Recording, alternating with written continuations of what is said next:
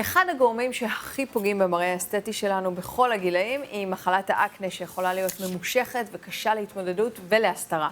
זה הזמן להכיר את החידושים המדעיים שיסייעו בפינת מדעור עם רונית שגב, ביולוגית וחוקרת עור ומנכ"לית ביופור. אז דבר ראשון, מה שלומך? איזה כיף שאת פה, התגעגענו. אז שתדעי לך שזו הפינה שאני הכי מחכה לה. זה נכון. רונית, אז מה בעצם שונה הטיפול היום באקנה ממה שידענו בעבר? שונה בהרבה ולטובה. אוקיי. אם פעם, למשל, בואו נדבר על קוסמטיקאיות. אם פעם הם הסתכלו על עצמם כמו על זוג ידיים, כן, שהתמקדו בניקוז, כמו שהלקוחות פעם היו קוראים לזה, פוצצו לנו את החדשקונים.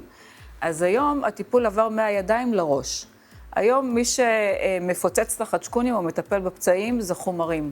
חומרים חדשים, חומרים טובים, שהם בעצם הטיפול. הקוסמטיקאית כמובן מקבלת את המטופל, מאבחנת, מבינה מה יש לו, מתאימה לו את החומרים הנכונים, עוקבת כל הזמן, ממש מוניטורינג, ממש כל איזה שבועיים, שלושה, היא בודקת מה התקדם, מה השתפר, משנה את פרוטוקול הטיפול.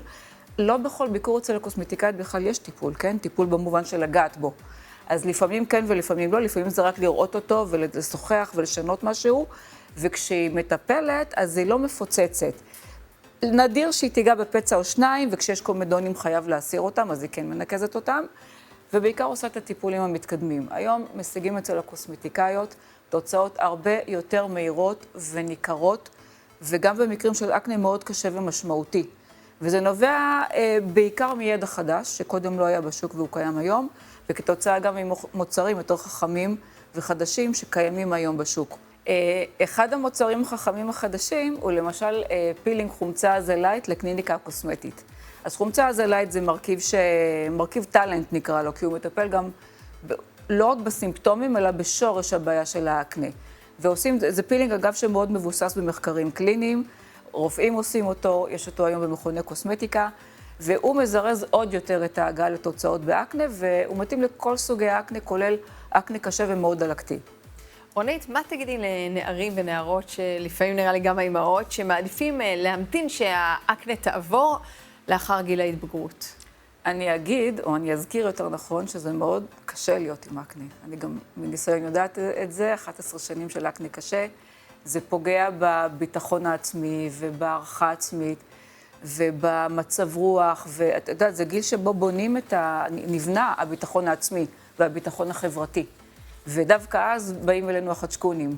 כן. והוא לא בהכרח עובר, העניין הוא שהאקנה לא בהכרח עובר אחרי גיל ההתבגרות. שנים, וגם אקנה של הגיל המון המבוגר. חיילים אנחנו רואים, והמון בני 20 פלוס, ויש אותו גם ב-30 פלוס וגם ב-40 פלוס, ויש התפרצויות אקנה בהיריון. הורמונליות, ברור. ואקנה שלא טופל בזמן או לא טופל נכון, משאיר צלקות. וצלקות בינוניות עד קשות, זה לחיים. אין לנו היום פתרון יעיל לצלקות קשות. אז בוא, כן, בכל זאת ניגע, אם בכל זאת עובר האקנה ומשאיר לנו צלקות בפנים, כתמים, פיגמנטציה, איך אפשר לטפל בכל השרידים האלה? אוקיי, אז באמת אחרי האקנה, הפנים יכולות לראות כמו אחרי מלחמה. זה סימנים אדומים וחטטים וצלקות בכל מיני עומקים ופיגמנטציה. נדבר רגע על סימנים אדומים. סימנים אדומים הם דוהים עם הזמן, זה לוקח כמה חודשים. אפשר לזרז את תהליך הדהייה הזה עם מוצרים מקצועיים שמכילים 10% ומעלה חומצות אלפא או אלפא ובטא הידרוקסי לשימוש יומיומי. נדבר על צלקות, אז בצלקות צריכים מוצרים אפילו עוד יותר חזקים, עם חומצות הידרוקסי יותר חזקות ורטינול בפנים.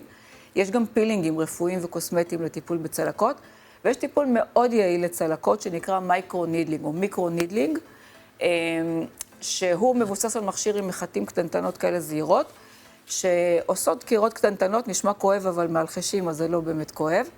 והטיפול הזה מעודד את העור להתחדש ולהיבנות בצורה יותר תקינה ועבה ואסתטית.